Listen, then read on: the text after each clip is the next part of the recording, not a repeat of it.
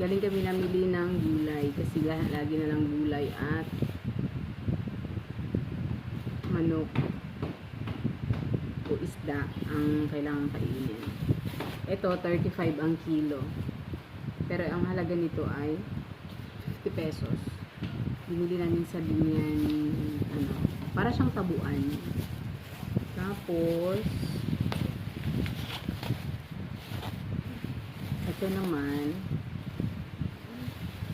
naman yung kinchay.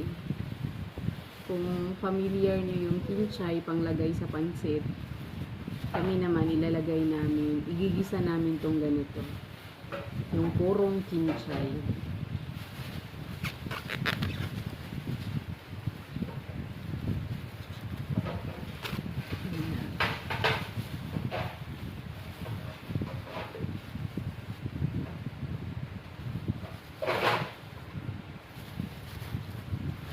Tapos ito naman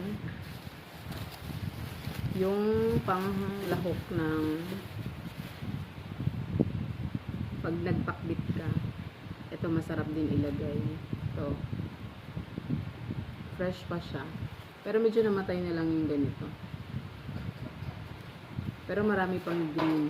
Ibig sabihin, medyo bago-bago lang siya. 60 pesos naman to.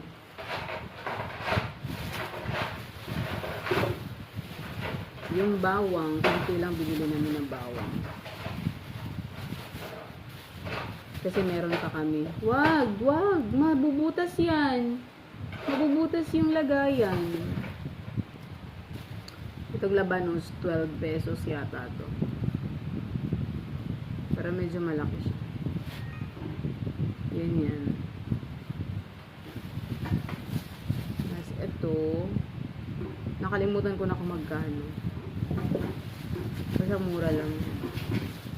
Ito 130 ang kilo.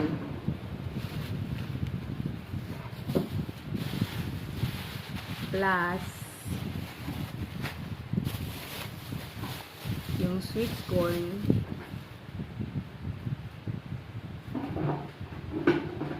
$50 ang kilo.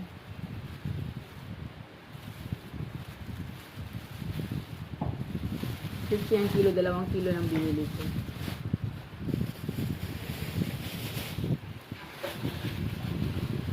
Tapos itong sitaw, 60 ang kilo. Pero ang binayaran ko nito is 25 pesos lang. Para bukas to pang sigang. Kaya daw may puntik-puntik siya kasi bigla daw umulan. Ganun daw yun.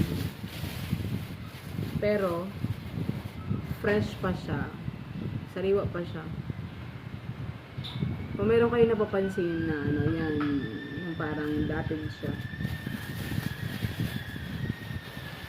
Ang halaga nito ay 25 pesos lang. Marami na. Medyo mahal kasi yung sitaw pag tingi-tingi. Mahal. Ito, 90 pesos na to.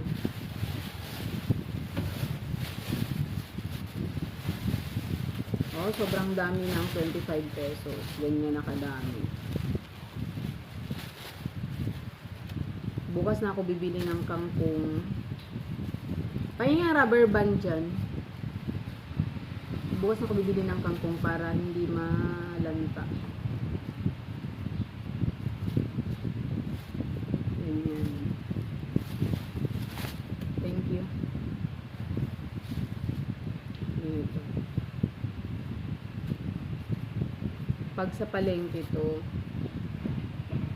sobrang mahal.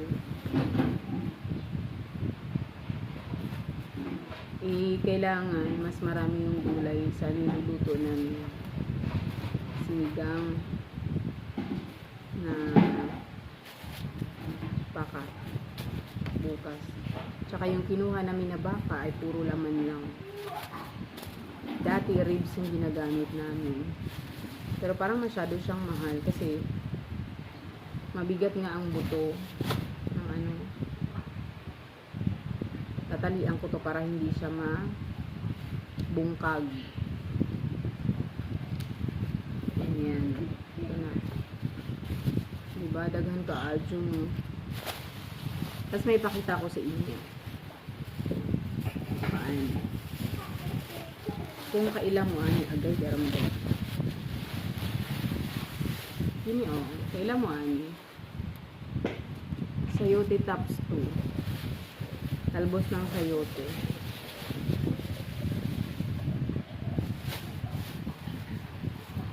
Pakilagay mo nga to sa freezer.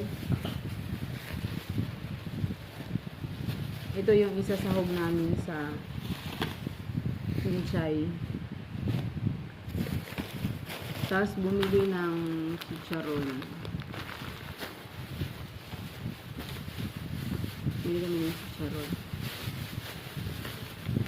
Para sa munggo. Yung munggo nilalagyan ng ganito. Galing kay Nori Mills. Tapos, bumili kami ng ganito. Masarap to sa mami. Ito. Ang kilo nito ay 35 pesos. Bumili ako ng isang buo. Medyo may dilaw lang siya dito sa ano, pero pwede yan siyang iputulan na lang. Ito, 1 kilo daw to. So, 35 pesos. Doon kasi, bilihan talaga yun. Yung parang tabuan talaga. As in, legit talaga na tabuan kasi napakamura lang ng mga gulay. Dito kasi sa palengke namin, na binibilhan, na lagi namin pinupuntahan, medyo mataas siya. Kung konti lang bibilhin mo, okay lang. Pero pag sobrang dami ang bibilhin mo, mas maigi na doon ka bumili sa bilihan talaga ng gulay. Plus, ito, ang kilo nito ay parang nasa 75 pesos yata. Kasi parang sinil na lang nila kasi kailangan nila matulog.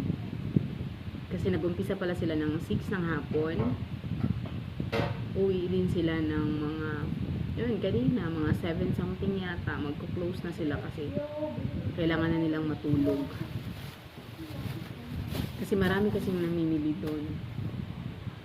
Plus, ito pa yung binili namin. Yung, ang tawag nito ay lettuce na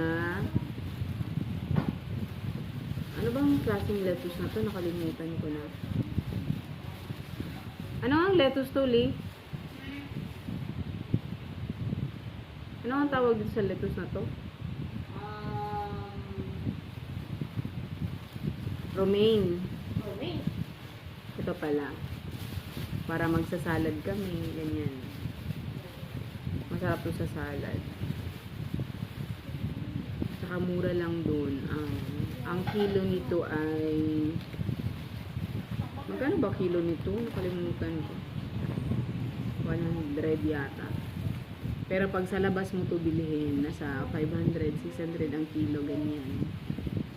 Tignan mo siya. Diba? Ang ganda pa.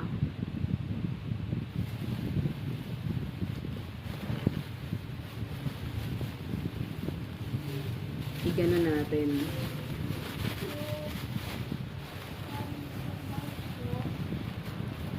Maganda talaga mong bili doon. Plus, ano pa bang binili ko?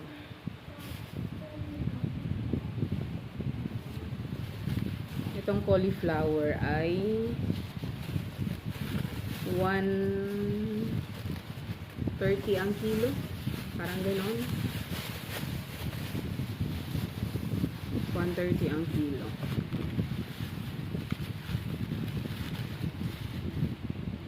Pwede na to. Medyo ano kasi to, mas gusto nila broccoli ng mga bata.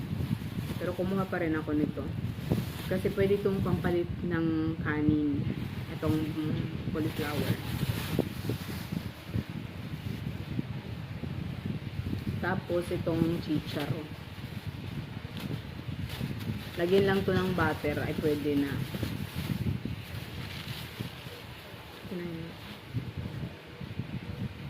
Hindi ko na lang siya ialis pag ganyan. Sariwa pa siya.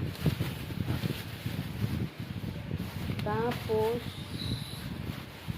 itong broccoli is 120 yata ang kilo. Kaya bumili kami ng 3. Pakita ko sa inyo kung gaano kaganda. Tapos yan sa binibilhan namin, mahal na to, 300. Mga 300 ng kilo. So, hindi kami basta-basta makakain ng gulay pa. Hindi mura. Kasi pag mahal, hirap naman bumili, no? Tapos marami kaming kakain. Ito ang pinaka gusto ng mga bata. Broccoli. 3 yung binili namin. Ito pa isa. Pag kaslon ko, ikatiguang ko murag nindot ni nani, no? Char. Putan agaan. Kay murag mahal, magbuwak good. Pero gigasan na dahil ko. Mana ko kasla. Kaduha. Kaduha kay ko ay sa west ba? Una sa west. O gusto ko kayang gipalit. Kining repolyo. Tag 50 na lang ang kilo ani. 50 pesos ang kilo sa repolyo. Kaya pwede rin mag-gisahon lang. Oh, napa ko ipakita. Kabantay mo aning pipino. Himuuno ni siyang pickles. Kining gagmatoy ni siya. Nakalimutan ko na yung pangalan. Pero isa ni sa pamilya sa pipino. Ayan. Maliit lang siya sa normal na pipino. Tsaka masarap. Ito ay matamis-tamis. Nakalimutan ko lang yung pangalan nun. Pero pipino din siya. Plus, itong yung sayote, nabili ko lang siya ng yung sayote, nabili ko lang siya ng 25 pesos. Pero sa iba, alam nyo, bibenta nila 70 per kilo, ganyan. Pag nire-retail na. Tapos ito naman, binigay sa akin ng 65 ang kilo yata. 65 o 75. Ito. Pero pag sa labas to, 100 to 100 up. So, maningkamot ta o pangita o barato nga palitanan para makasupply ta sa tong kanunon. Ito yung sayote. 25 ang kilo na to. Tapos yun lang pala lahat ang nabili namin. Salamat sa panonood. Bye! Uganahan o subscribe. Please subscribe. Uganahan po mo like. Please like my video po. Thank you.